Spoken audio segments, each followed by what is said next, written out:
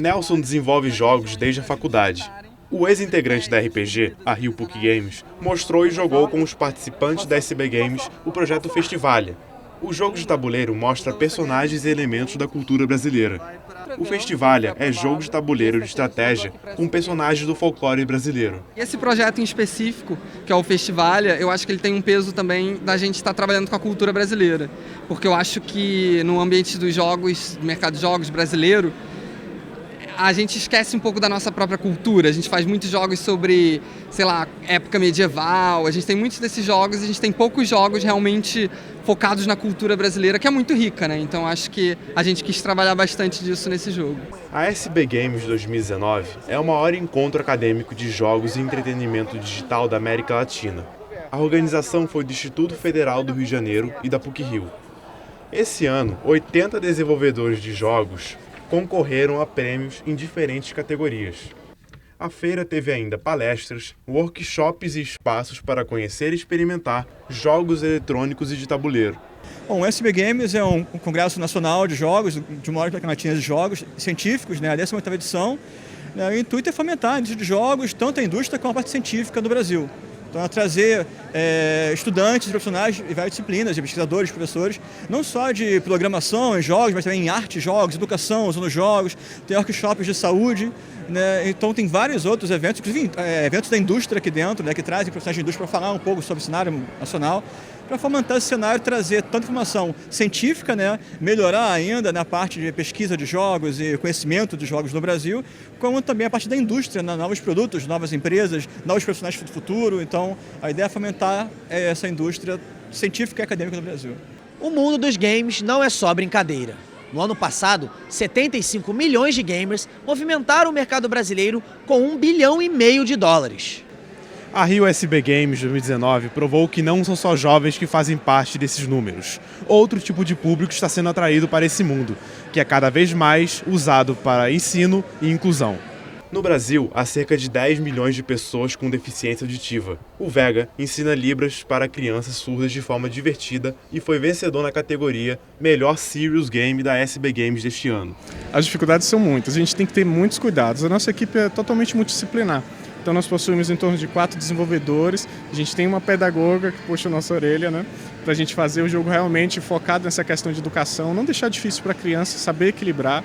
E a gente tem uma designer também que faz todas as artes do jogo.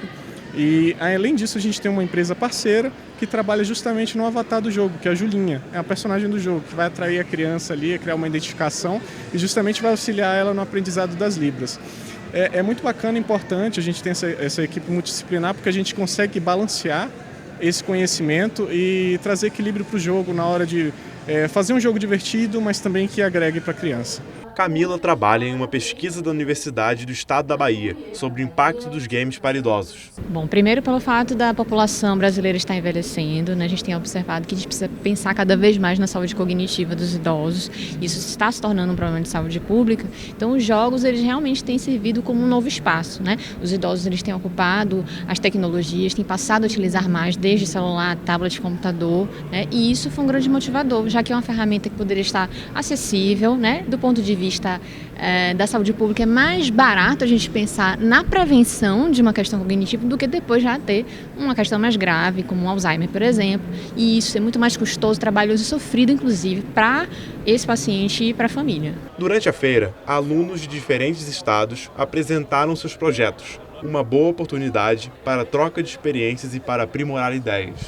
Ter a maior quantidade de feedback possível das pessoas que estão aqui jogando hoje e melhorar o máximo que a gente puder. O objetivo do Shape é a gente colocar ele em algum tipo de plataforma de distribuição em que as pessoas possam baixar e jogar, e a gente quer deixar ele o melhor possível até lá, até que a gente consiga fazer isso. O desenvolvimento de um jogo, ele parte do pressuposto que você tem que primeiro entender de programação, eu como aluno de computação, entender de programação, das ferramentas que eu preciso utilizar para programar esse jogo e principalmente a interdisciplinaridade é muito forte. Então você precisa ter contato com gente de design, com gente de sonorização, muitas vezes com gente de outros departamentos de comunicação, de história. Então, a pessoa que vai escrever o enredo, a pessoa que vai criar a trilha sonora do jogo, a pessoa que vai criar a arte do jogo. Thiago já compôs a trilha sonora de mais de 45 games desde 2008. Em 2014, ele fundou uma plataforma online de ensino voltada à produção de áudio para games.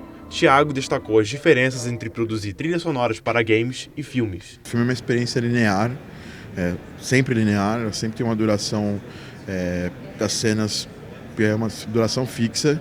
E quando a gente fala da duração de uma trilha sonora de jogos, ela pode não ser linear, né? Ela pode ser dinâmica, então as ações do jogador vão poder ser diferentes, principalmente pega um jogo de mundo aberto, por exemplo, é bem diferente de um filme.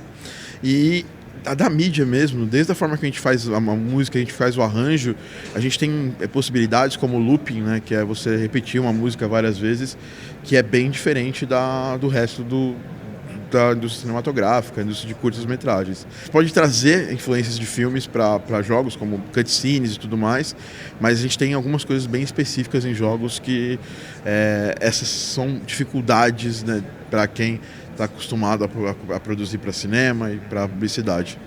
Apesar das dificuldades, as perspectivas do mercado são boas.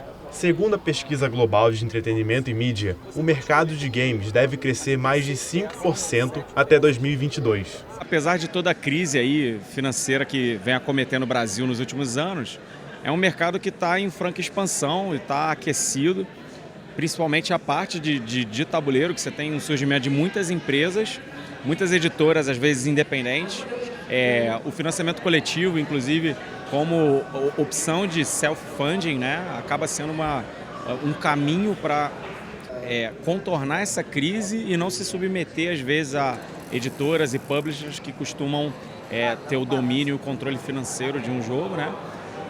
E a gente vê, cara, só ver o tamanho da SB Games esse ano, a quantidade de jogos que estão aí finalistas, e tantas propostas interessantes e com uma qualidade cada vez melhor, né?